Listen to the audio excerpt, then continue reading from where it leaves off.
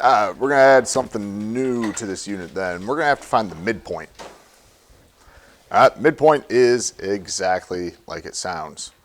It's the point in the middle of 2 points, okay? So if I've got a line that is graphed, it's pretty easy to tell usually, or in some cases, that's my midpoint. That's the middle. We can get an exact ordered pair. It's right there on the corner.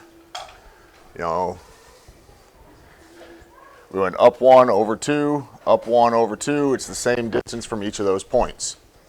That's what you want for your midpoint. Same distance from each of the 2 endpoints.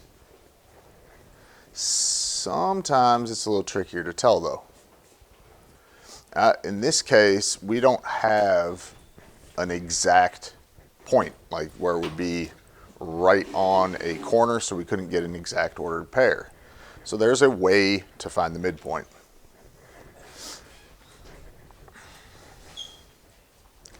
So that is how you find midpoint right there.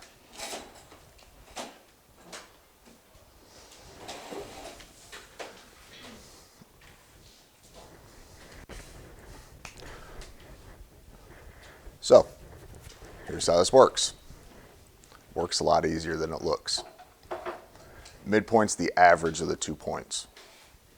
So you add the x's and divide by 2. You add the y's and divide by 2. So 4 plus 12 is 16. 16 divided by 2 is 8.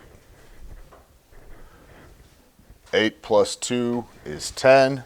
10 divided by 2 is 5. And that's the midpoint. It's literally what that's saying. You add the 2 pairs of x's, divide by 2, add the 2 y's, divide by 2. You're finding the average of the 2 points, basically. So when you do it, you got to pay attention to your signs, too. When the signs are the same, you're still adding, right? So when I have my -6 plus -2, that's -8. I divide by 2, that's giving me -4 for the x value. For the y values, same idea. I got 2 negatives, so when the signs are the same, I'm adding. I divide that by 2, I got -6. And the midpoint is the number, or is what's halfway in between the 2 points. So if you have -6 and -2, halfway in between that is -4. If you got 3 and 9, halfway in between is -6. So same type idea. When the signs are different, what we do when signs are different? Subtract. So you still got to follow those rules. So if I'm adding 8 and -4, I'm subtracting. That gives me 4. I divide by 2. That gives me an x value of 2. For the y values, same idea. Signs are different. I subtract. Use the sign of the bigger number. That gives me -2. Divide by 2. Gives me -1. So that's kind of like the biggest thing with this is when you have the different signs, pay attention to that. Every one of mine so far has worked out to whole numbers. Is it always going to work out to a whole number? No. If you add them up and you end up with an odd number, when you divide by 2, you're going to get something 0.5.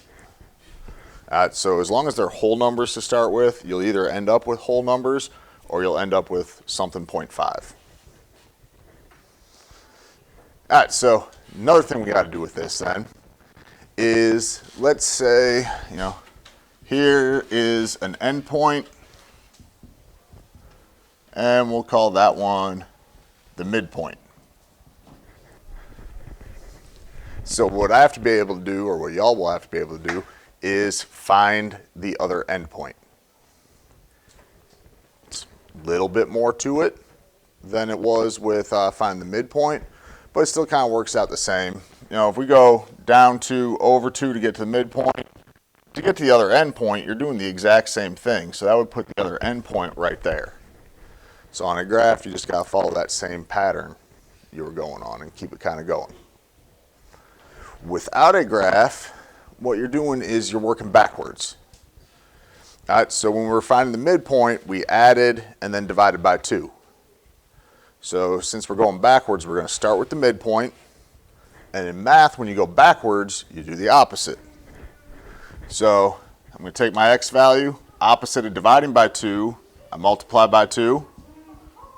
And then instead of adding, we subtract the x value we already had. So that gives me an x value of 2. Same idea with the y value. I multiply by 2. That gives me 10. Subtract the y value you already knew. That gives me 8.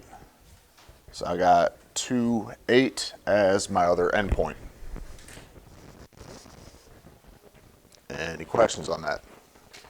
I said that one's maybe a little bit more to it or a little bit more complicated because you're going backwards, doing opposite. But it's basically steps to it. Y'all try that one.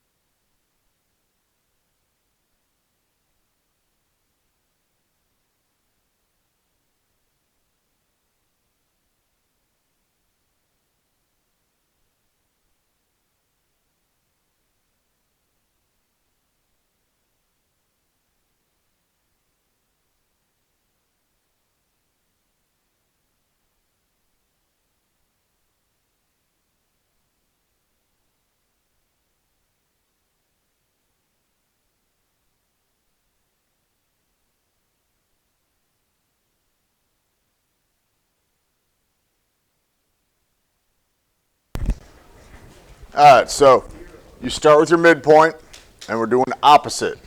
So we got -4. Instead of dividing by 2 at the end, we're multiplying by 2 at the beginning. That gives me -8.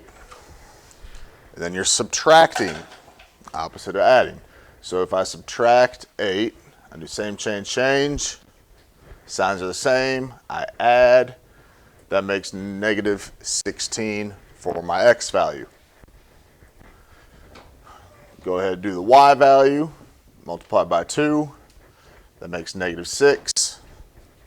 I got minus a -7, same change. Signs are different, so we subtract, use the sign of the bigger number, that makes it a +1. So our ordered pair here becomes -16, +1. Anybody got any questions on that? Got to make sure you're correctly following your rules for negatives. So when you're subtracting there, you got to do your same change.